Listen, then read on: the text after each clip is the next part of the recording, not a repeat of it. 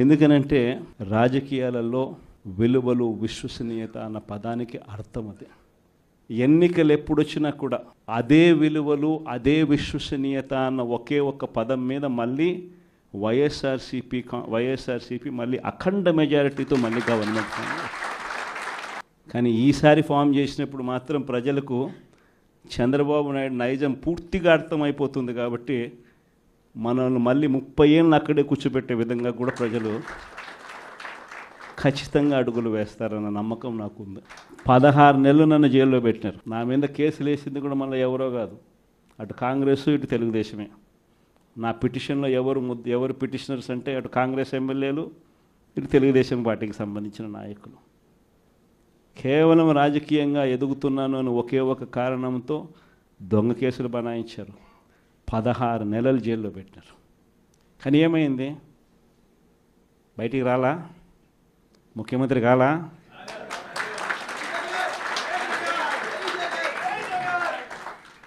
ప్రతి ఒక్కరు ఇది గుర్తుపెట్టుకోండి. ఎవరికైనా ఇంతే. మహా చేస్తే వీళ్ళు ఏం చేయగలుగుతారు? దొంగ కేసులు పెడతారు, కాదండంలా బెదిరిస్తారు, కాదండంలా మహా అయితే 3 నెలలు లోపల వేస్తారు, అది కాదండంలా. కానీ ఏం చేస్తారు? 3 నెలల తర్వాత మళ్ళా వస్తాం, రెట్టించిన ఉత్సాహంతో మళ్ళా పనిచేస్తాం. ఎవరెవరైతే మిమ్మల్ని జైల్లో పెట్టే కార్యక్రమం ఎవరెవరైతే చేస్తారో, మంచి చేసిన వాళ్ళని గుర్తుపెట్టుకోండి, చెడు చేసిన వాళ్ళని గుర్తుపెట్టుకోండి. ఇద్దరిని గుర్తుపెట్టుకోమని చెప్తాను. ఊరికే చూస్తూ ఊరుకోం. వైఎస్ఆర్ కాంగ్రెస్ పార్టీ బ్రతుకుతుంది. వైఎస్ఆర్ కాంగ్రెస్ పార్టీ ఈ రాష్ట్రాన్ని ఏలుతుంది అని కూడా ఈ సందర్భంగా చెప్తాను. మరో 30 సంవత్సరాలు ఏళ్తామని కూడా ఈ సందర్భంగా కూడా మరి గట్టిగా కూడా చెప్తాను. కాబట్టి ఎవ్వరూ కూడా వైఎస్ఆర్ కాంగ్రెస్ పార్టీకి సంబంధించిన ఏ కార్యకర్త వెంటిక కూడా పీకలేడు అని చెప్పి కూడా ఈ సందర్భంగా చెప్తాను. ఇది ప్రతి ఒక్కరూ గుర్తుపెట్టుకోండి.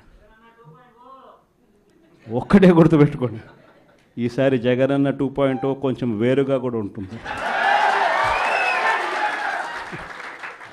ఈసారి జగనన్న 2.0 కార్యకర్త కోసం ఎలా పనిచేస్తుందో కూడా చూపిస్తుంది. ఇది మాత్రం నేను ఖచ్చితంగా చెప్తా ఉన్నా. ఎందుకనంటే జగనన్న 1.0లో బహుశా కార్యకర్తలకు నేను అంత గొప్పగా బహుశా చేయలేకపోయి ఉండొచ్చేమో. ప్రతి పథకము ప్రతి విషయంలోనూ కూడా మొట్టమొదటిగా ప్రజలే గుర్తుకొచ్చారు. ప్రజలకు మంచి చేయడం కోసమే నా టైం కేటాయించా, నా తాపత్రయపడ్డా, ప్రతి విషయంలోనూ దానికోసమే అడుగులు వేశా. కానీ జగనన్న 2.0కి వచ్చేసరికి మాత్రం చంద్రబాబు నాయుడు కార్యకర్తలకు పెడతా ఉన్న ఇబ్బందులు చూసా, కార్యకర్తలు పడతా ఉన్న అవస్థలు చూసా, కార్యకర్తలు పడతా ఉన్న బాధను గమనించా. వీళ్ళ కోసం గట్టిగా మీ జగనన్న ఉంటాడని సందర్భంగా గట్టిగా చెప్తాను.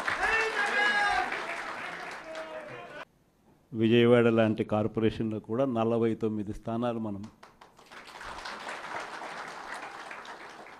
అప్పట్లో గెలిస్తే తెలుగుదేశం పార్టీ కూటమి వీళ్ళకు వచ్చిన స్థానాలు 14, కమ్యూనిస్టులకు వచ్చింది 1. ఈ 49 స్థానాలకు మనం గెలిస్తే 64కు గాను వాళ్ళకు కేవలం 14 స్థానాలు ఉన్నప్పటికీ ఎన్నికలు అయిపోయిన తర్వాత రోజు నుంచి రకరకాల భయాలు, రకరకాల ప్రలోభాలు అదే పనిగా పెడుతూ ఒక 11 మందిని మాత్రం భయపెట్టో ప్రలోభాలు పెట్టో తీసుకోవడం జరిగింది. అయినప్పటికీ 38 మంది నిఠారుగా నిలబడ్డారు అని చెప్పడానికి గర్వపడతాను. ఎందుకు ఈ మాట చెప్తా ఉన్నాను అని అంటే దానికి కారణం కూడా ఒకటే. ఇన్ఫ్యాక్ట్ ఏ కార్పొరేషన్ చూసుకున్నా, ఏ మున్సిపాలిటీ చూసుకున్నా, రాష్ట్రంలో ఉన్న ఏ జెడ్పీటీసీ పరిధిలో ఉన్న ఏ మండలం తీసుకున్నా, అటు ఎంపీపీలైనా కానీ, అటు జెడ్పీటీసీలైనా కానీ, సర్పంచ్లైనా కూడా, ఏది తీసుకున్నా కూడా ఎన్నికలు అయిపోయిన తర్వాత 3 సంవత్సరాల తర్వాత లోకల్ బాడీ ఎన్నికలు జరిగితే అటువంటి ఎన్నికల్లో ఈ రకమైన రిజల్ట్స్తో రాష్ట్రమంతా క్లీన్ స్వీప్ చేసిన పరిస్థితి వైఎస్ఆర్సీపీ ప్రభుత్వం మన ప్రభుత్వం. అంటే ప్రజల్లో ఏ రోజైనా కూడా తలెత్తుకొని పోగలిగాం.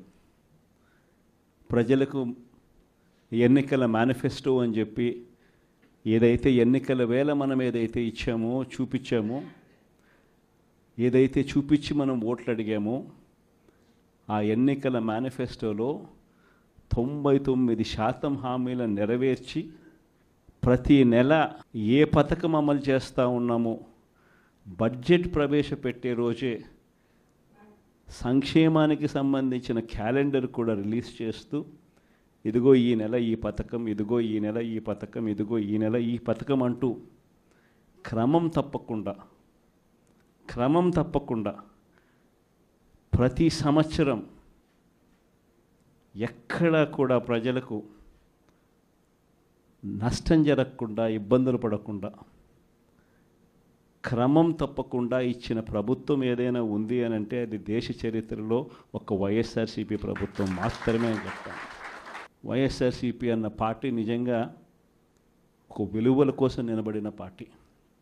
నా దగ్గర నుంచి మొదలెడితే ప్రతి కార్యకర్త కూడా, ప్రతి గ్రామ స్థాయిలో ఉన్న కార్యకర్త కూడా కాలర్ ఎగిరేసుకొని ఇది నా పార్టీ అని చెప్పి గర్వంగా చెప్పుకునే,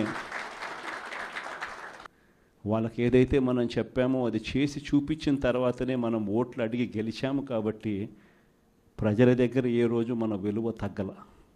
కానీ ఎన్నికలైన 9 నెలలు కూడా తిరక్క మునిపే ఈరోజు ఏ తెలుగుదేశం పార్టీ కార్యకర్త కూడా గడప గడప అంటూ ప్రజల ఇళ్లకు వెళ్ళే పరిస్థితి ఏ ఒక్కరికి కూడా లేదు, ఎమ్మెల్యే దగ్గర నుంచి కార్యకర్త దాకా. కారణం, ఏ గడపకు వెళ్ళినా కూడా వీళ్ళు ఎన్నికలకు ముందు ఇచ్చిన వీళ్ళ మేనిఫెస్టో సూపర్ 6లు, సూపర్ 7లు ప్రజలు వీళ్ళకి ఇలా చూపించి, ఆ ఇంట్లో నుంచి ఒక చిన్న పిల్లాడు బయటకు వస్తాడు, నా 15,000 ఏమైంది అని అడుగుతాడు.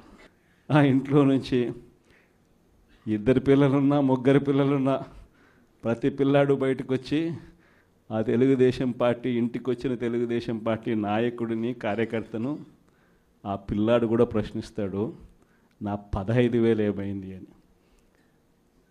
వీళ్ళింటికి పోయినప్పుడు ఆ పిల్లల తల్లులు ప్రశ్నిస్తారు, నా 18,000 ఏమైంది అని చెప్పి. 50 ఏళ్ళు నిండిన వాళ్ళు వచ్చి ప్రశ్నిస్తారు, నాకు 50 ఏళ్ళకే పెన్షన్ ఇస్తానన్నా, నా 48,000 ఏమైంది అని చెప్పి. Please subscribe Telugu politics.